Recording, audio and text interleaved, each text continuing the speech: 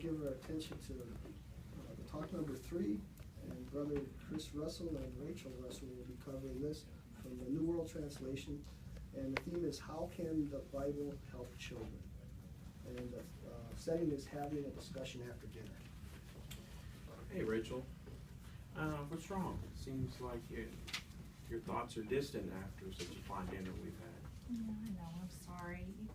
I'm just so disturbed with the news right now and all that's going on with children doing all kinds of bad things. I mean, who would have thought a young man would sit in a church and then turn around and kill people?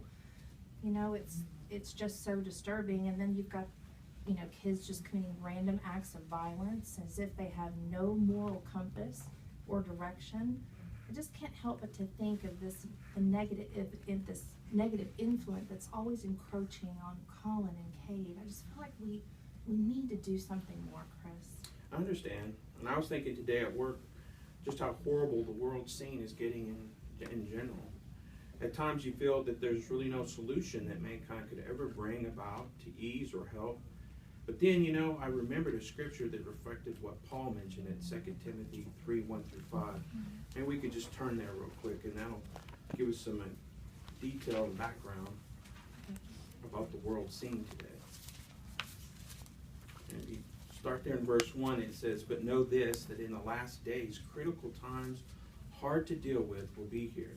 For men will be lovers of themselves, lovers of money, boastful, haughty, blasphemers."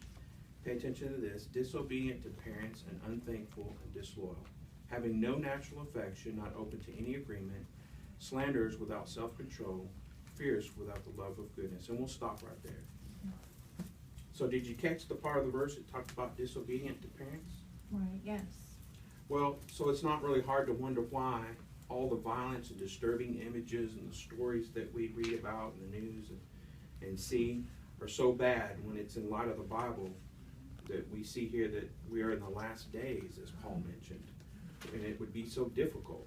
What do you, though, think is missing? Well, in light of the scripture, it appears that there's no effort to exercise obedience. That's correct. Our children need to learn to have deep appreciation and love for Jehovah and his commandments, as well as being obedient. And you know, the Bible is a perfect tool that we can use to train them well. Here's a scripture to help encourage us in this effort. Let's turn over to Ephesians chapter 6, and we can read 1-3, and I'll let you read that. Okay.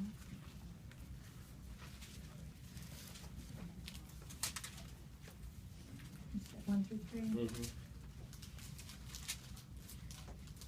"Children, be obedient to your parents in union with the Lord, for this is righteous. Honor your father and your mother is the first command with the promise, that it may go well with you and you may remain a long time on the earth." You know, I like the words it uses here. It points about being righteous and honorable and well-pleasing. Yes, and these are not just words on paper, are they? It's qualities that Jehovah wants us and our children to have in connection with him. And, you know, I see how important that it is to instill this in them. Now, it makes me think of the scripture at Colossians 3:20 that says, "You children, be obedient to your parents, for this is well-pleasing in the Lord." That's an encouraging scripture, and one I'm sure will be important to help Colin and Kate to appreciate. You know, I really appreciate this. I feel much better now that we've sat down and looked at a few scriptures to help us.